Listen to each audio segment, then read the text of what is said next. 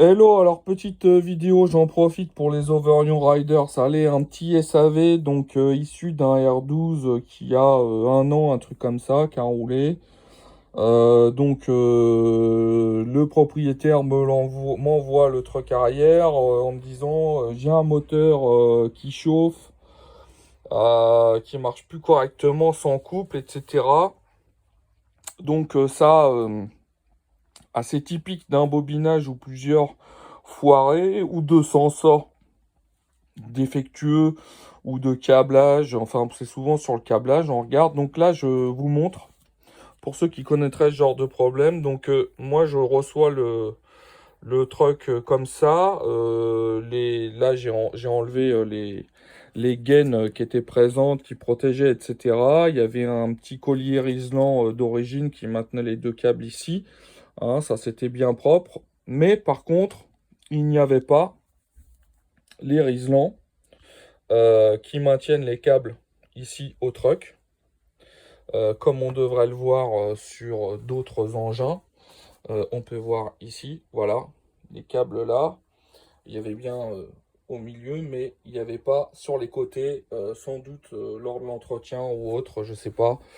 Bon, donc ça c'était mauvais signe. Maintenant, avant de brancher une Unity ou un VESC, de sortir son PC et de le connecter sur un moteur qui fonctionne pas et de risquer donc d'endommager en plus le VESC, et ben je teste les bobinages et ça vous pouvez le faire très bien. Donc on va tester les trois possibilités qu'on a, voilà.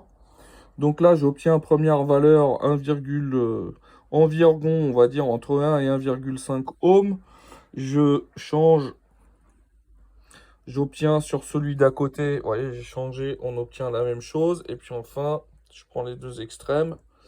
Et puis on va obtenir environ, voilà, on est là dans les valeurs qui sont similaires. Si elles sont bien plus élevées, bah, c'est mauvais signe, c'est que le moteur il a commencé à prendre un coup, une claque. Les tests des capteurs, ça fera l'objet d'un autre, d'une autre histoire encore, mais là je vous montre sur le deuxième moteur. Alors il savait plus lequel moteur foirait, donc moi je teste, voilà, je teste les deux moteurs et puis donc sur le deuxième, voilà, je branche le deuxième, j'obtiens quoi? Rien, pas de continuité. Je teste notre combinaison, rien. Alors là c'est pas bon. Dernière combinaison, et le moteur il tournait quand même, donc dernière combinaison, j'ai quelque chose. Donc là, ça veut dire quoi? Concrètement, ça veut dire que entre ici et les bobinages, il y a au moins, enfin, c'est pas au moins, c'est qu'il y a deux câbles qui sont rompus. En tout cas, le jus, il passe pas.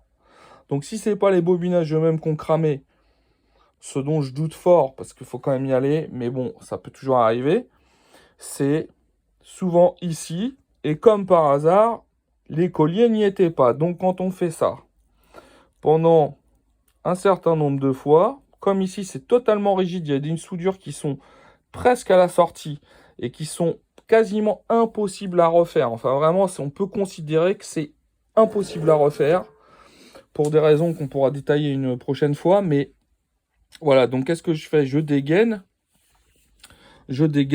et puis simplement, on s'en rend pas compte, mais je dégaine. Et puis après, si je prends les câbles un par un et que j'exerce une petite pression dessus, en général, on obtient, alors on va en prendre un, on va voir ça, on obtient quoi?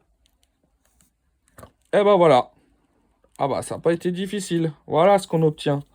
Donc, donc là, il y en a un niqué, hein, clairement, honnêtement. Donc la soudure, vous oubliez parce que c'est sur du cuivre étamé direct sur les bobinages. Il est là le vrai problème, même en étant minutieux et tout.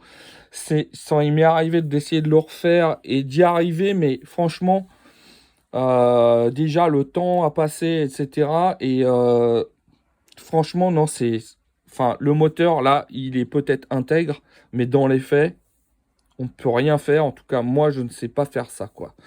Et j'ai pas rencontré de personne sachant le faire. Donc j'imagine, il y a un autre câble, ça va être la même chose. Donc là, c'est pas la peine de la connecter à lui. C'était pas la peine de connecter ce moteur à la Unity. J'aurais juste risqué, en faisant une détection moteur, de cramer si ça court-circuite là-dedans.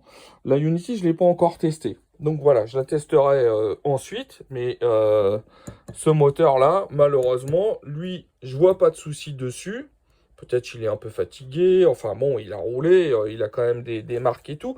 Mais je ne constate aucun problème dessus. Bon, par contre, là, évidemment, je vais remettre un collier. Je vais refaire tout ça au propre. Mais lui, c'est bon pour un nouveau moteur d'office. Voilà, ciao les petits gars.